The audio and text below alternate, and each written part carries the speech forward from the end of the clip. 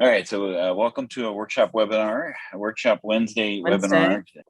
Today, we're brought to you, of course, by schoolbookkeeping.com, and we're joined now with 2-for-1 from ADP, Rachael and Kate.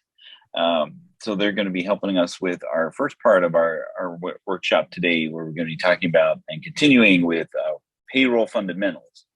So today we're going to be talking about business entity and how the owner gets paid. And Carrie, you have a nice story about that. I think we mentioned it a little bit earlier in our series with the payroll fundamentals of your journey when it came to how you got paid. We're not going to ask for specific details, but but that's one of the things you consider as a business owner is, well, you go into business not to be a nonprofit. You want to earn some money. How did that go for you? Like, what was your thought process around that? Well, lucky for me, I already knew what you had to do when you ran payroll, and I knew how to do it. I just was trying to start my business, and I didn't want to get bogged down in all that. So at the time, I was, launching my business, selling QuickBooks, and the place where I left, actually, my parents retired from, they used a third-party payroll, so they never took advantage of the Intuit Assisted. So I thought, well, here's a good way to try it. It was just me for a year, and then I brought on Paula. So it was perfect for brand new, starting out. I didn't need a whole lot to do. I didn't need much with it other than to do my taxes and not worry about sending in the 941, the state coupon, the quarterly, the unemployment, the federal, the W-2s. All that was done for me. So the concept of having that done for me was perfect. I was structured as a C Corp when I launched. I have since turned into an S Corp. I know that if you're self-employed, that's all different. You can't give yourself a paycheck. It's a draw. So so let's talk about the major areas or the formulations of maybe Kate and Rachael. Maybe you could help us. Because when you talk to someone who's looking to start a payroll service, is that something that you ask? Like, how are you a sole proprietor, or are you a partnership, or how does that come up in your conversations that you have? Yeah, so from our standpoint, it's definitely something that we ask. We try to not guide clients. Of course, we're not CPAs or accountants, and we don't pretend to be, but we do educate them on, if someone comes to us, because quite frequently sole proprietors will come to us and say, hey, I'm going to put myself on payroll. And we're like, no, don't do that. So we definitely try to at least steer them into, if you're set up in this way, you should be on payroll. If you're set up in this way, you're not. I would say the most commonly made mistake is single member LLCs that try to put themselves on payroll without being an S Corp. A lot of people don't understand as an LLC that you can be filing as an S Corp. And they also don't understand that if you're filing as a single member, it essentially means you're filing as a sole proprietorship and should not be on payroll. So I would say that's probably the biggest thing we run into. So when it comes to, and I think that's part of the confusion, because like when people create a formulation of an LLC, you can choose then how you are filing after that. So just because you're an LLC, you could actually be a partnership, a sole proprietorip. Yeah, or as a sole proprietor. So or partner. Like, well, just because I've got LLC at the end of my business name, I can be on payroll, right? Mm-hmm. No, and not true. So it's really just how your entity is structured. So sole proprietor, and then you were saying partnerships, but you're saying specifically single member partnerships. Or single member LLCs. What about member? Yeah. Or what about multi-member? Single member LLCs cannot go on payroll. Sole proprietorships cannot go on payroll. Partnerships can go on payroll, as can C Corps and S Corps. It's really just the single member LLCs that I think create the most issues for people. They don't realize single member is another way of saying sole proprietor. It's just they have the LLC on the back of their name, but it didn't do anything to allow them to get payroll. And I hear that a lot. I'm like, I want to go on payroll. I'm an LLC. And I'm like, that sounds good until I hear single member. So a multi-member LLC, which in essence is a partnership, right? They can be on payroll. Is that correct? Yeah, so multi-member LLC could definitely be on payroll, but they would still have to, it depends on when they file it, how they set it up for tax filing purposes, because they still would have to make the election to file as an S corporation, or, they wouldn't necessarily be able to, because the other thing is too, sometimes I think when people set up an LLC and they're under the impression that there's multiple members, they might have multiple members with the state on the LLC filing, but there's typically only one person on the filing done with the EIN and to the IRS. And so a lot of times, like I said, even though there's multiple owners, we would need to double check to make sure that it's in turn, structured as so with the IRS as well. So then, Carrie, you mentioned S corp versus C corp. What is the difference between that one letter? So C corp is its own entity. So when I set up my own payroll, the company paid my wages and it paid both sides of my FICA. So I love that. With an S corp, you do the same thing. You have to pay yourself a reasonable wage, but you can also take a draw, and the draw is not FICA taxable, but there's a lot of rules that you need to make sure you're not paying yourself $10,000 a year when you could get a job somewhere else making $100,000. You have to pay yourself a reasonable salary. And then if the business does well, then there's some rules around the draws that you can take and how they're taxable. Those wouldn't go through your payroll. So the payroll service would just be around your W-2. So are there any other business entity types that we should talk about as far as how they might impact how the owner would get paid? Partnerships is probably a tricky one too, because when we're going down the list of who we pay our partners, the 1099, if there's single member LLC, which is another fancy word for sole proprietor, which is really your Schedule C, they get a 1099, but so do partners. So I would imagine there's some funny rules around partnerships and wages and payroll and that sort of thing, but I'm not the expert. I know they get a 1099, so that's a little different. So I'll defer to the experts. And how does that play into with partnerships? So I'll be honest with you, I've seen it go a couple of different ways with partners where, they definitely don't have to be on payroll. They can do a draw or they can't take taxable wages. A lot of times with a partnership, again, it's kind of how it's set up with the IRS. So, we typically involve the CPA right out the gates. A lot of times too, with partners being involved in the organization, the CPA they're working with is also looking out for their personal best interest from a tax standpoint. So, does it make sense to run anything through on their personal income, or, how would they do that? Does it need to be W-2 taxable? Does it need to be done through a draw or distribution? And there's definitely different options. I know one thing that we do is, have that conversation up front so we can strategize on what makes most sense. And I think that also leads into much bigger than just payroll. A lot of times the partners are looking at, where else do I have income coming in? Where else do I have write-offs? And kind of take that into the picture as well before just putting themselves on payroll. So typically your customers are going to be corporations, C corps, S corps, typically. Okay. Typically, yeah. I mean, other entities are like trusts and their payrolls around that. So we have had some trusts, we've had some household employers. I mean, the one thing I'll say is we do work with sole proprietorships as well as partnerships, because anyone who has employees, that's normally where we see a lot of the people coming to payroll.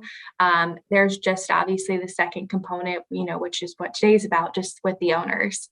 So I can still be a Schedule C. It's just I can't put myself on payroll. I can put my employees. Okay, that's correct. Glad you brought that up, because I was running down the wrong trail on that one, because I was only thinking about me. which is important. We're very important. You're The owner needs, and not surprising. Owners need to get paid, or they get kind of cranky, Dan. Yeah. So yeah, good to know. So you can be a C, you can be a Schedule C, you can be a single member. Single you can member still have payroll as a Schedule C, but you can't pay yourself as part of payroll. I would not be getting a W-2. No. And I think that's one thing that sometimes sole proprietors don't realize, or Schedule Cs don't realize, is that if you have employees, you still have to do things the right way and do like quarterly filings and all of that, because obviously they get the benefit of not having to do that if they don't have employees, which maybe then turns even to a further conversation of maybe they should be an LLC or a C Corp instead.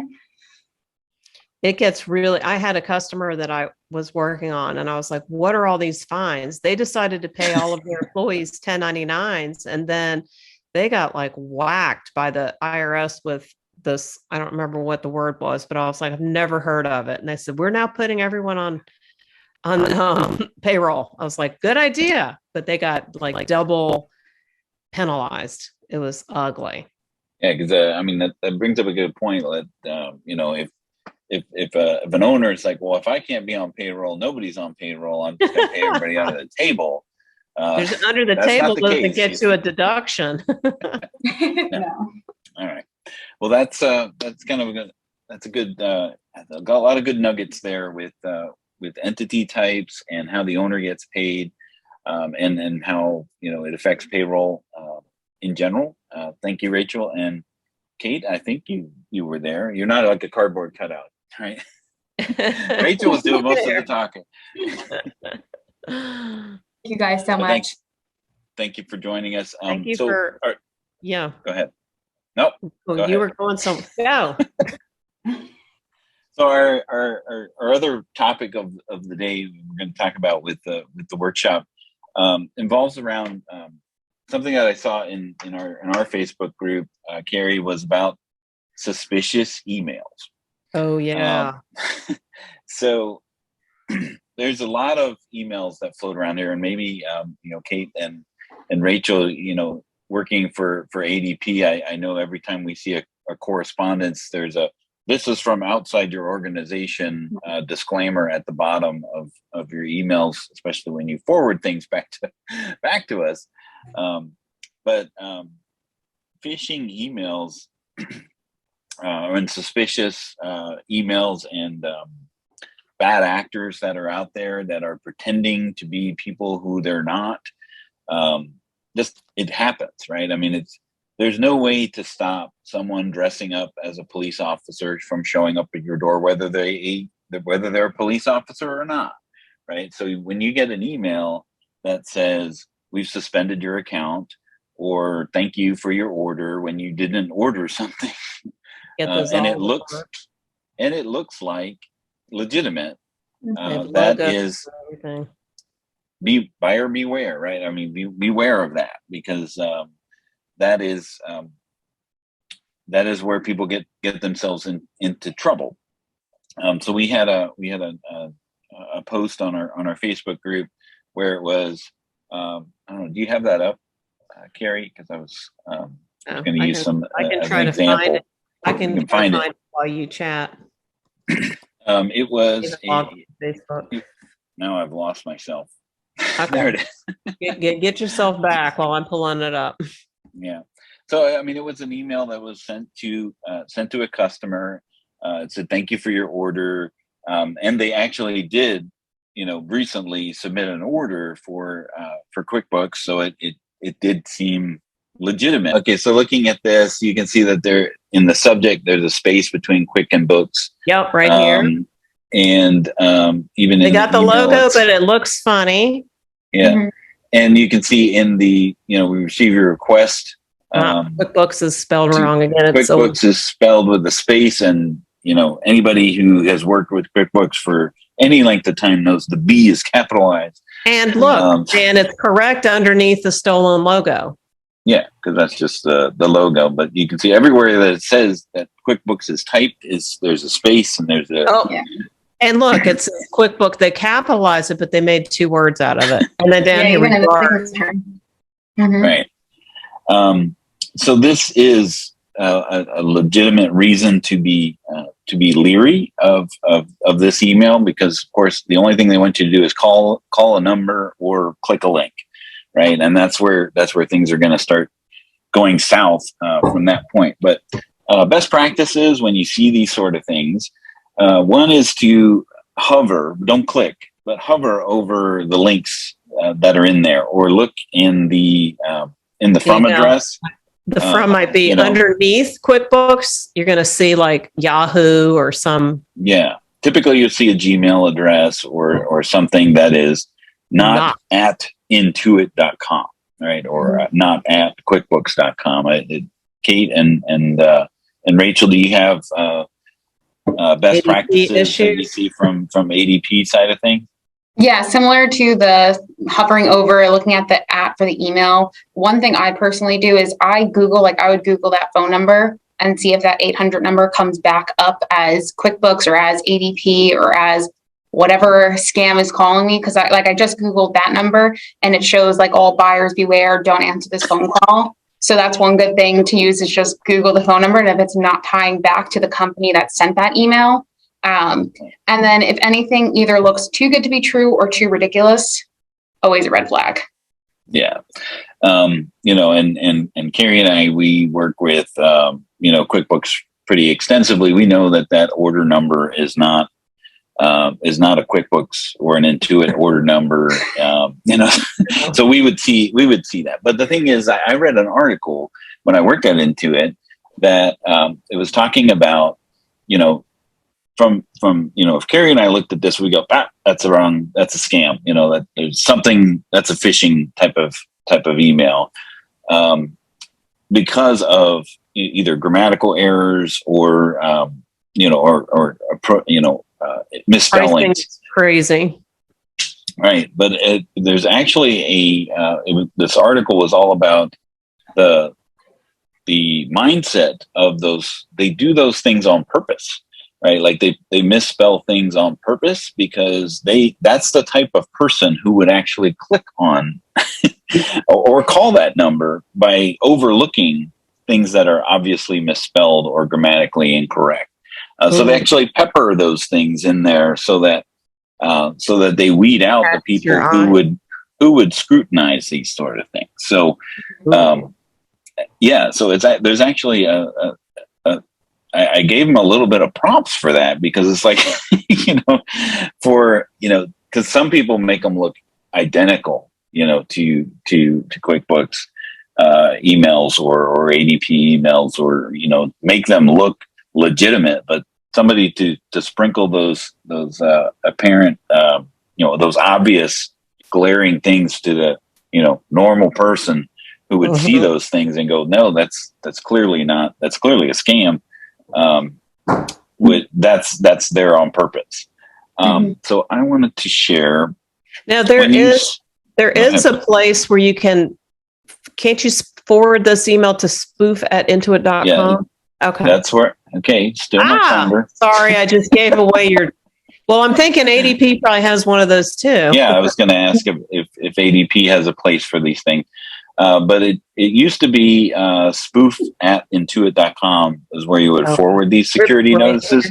Right here. But they don't do that anymore. So it's now just security.intuit.com, and then the security center here, you can see the security notices that have been previously reported.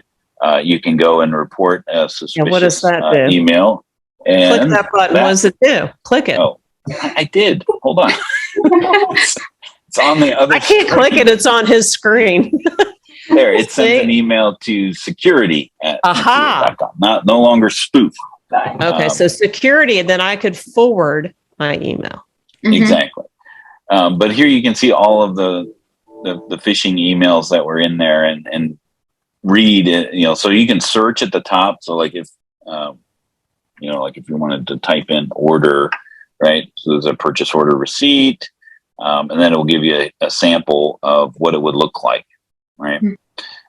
So if you see something like that, then you're like, okay, that lets me know that I'm not the only one, in this boat. I can delete this email because it has been flagged by Intuit as a phishing email.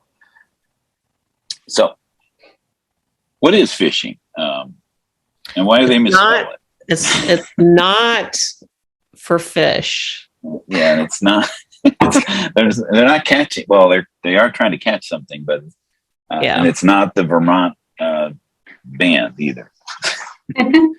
Oh, that one. PHI. Yeah. So they're trying to fish for money. Scammers. They're fishing for people to innocent victims. And it like fishing, it's a bait type of thing. They cast this out, and then hopefully somebody's on the hook, and then next thing you know, your bank account's either drained or you've got multiple credit cards set up in your name that you didn't sign up for. Or I actually had this happen a year during COVID. I hired a part-timer and I sent it, and it automatically sent an email from my email that said, "I'm really busy and I would love to get everyone a bonus from Lowe's." And she went and got all these $500 credit cards and said, because and then they told her report and screenshot all the cards. So she texted me a copy of all those. It might've been Home Depot. And I said, "What is this?" And she ran back and canceled it, but it was a close call. She thought she was helping me out. I mean, because I am busy all the time, but I wouldn't. And I'm always the one to file my taxes on April 15th at 11:59 midnight. Yeah.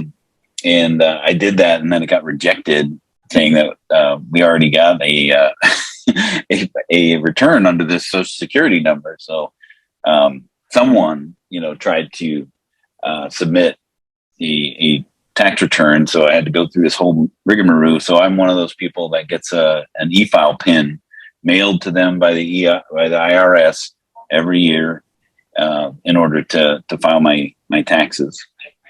Now they got to keep up with. I was gonna say, now they got to keep up with what state you're in, where they got to mail it. Right. Well, it just goes to my one mailing address. Now that it actually is one mailing address. We had that happen too. That happened to Tim. So yeah, and we try to stay ahead of these things, but there it is. Yeah. I mean, strange robocalls and things like that, but you can't forward those to security at intuit.com. Does ADP have a security center or a place to go where you can see report security alerts like that? Yeah, so we have very similar, a full security center that you can go in. You can see any past issues that have come up. And then we've got just a basic email. It's spam2@adp.com that any associate or external party can send an email to that they think is spam. And do you get tested on this sort of thing? I know, large corporations, so throw out phishing emails on purpose to see what employee is click happy.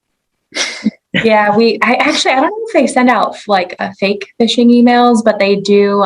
We have training every year that we have to complete compliance training. And then if you click on a phishing email like myself, ADP's nice, wonderful pop-ups typically will catch it, and then you have to attend an additional training. So they look out for it. So you're speaking from personal experience.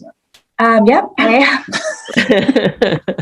This is kind of a scary one. I have a client that he was not a CPA, but he did work with small businesses. He was like a consultant. He was on payroll with ADP, and his email actually got hacked. And the link that it sent out was saying, "Please view copies of these 941s." And of course, being in payroll, I see a client wanting me to look at a 941. The first thing I do is click, and it was a phishing scam. And it got sent to every single person in his inbox. So it's definitely something to be aware of.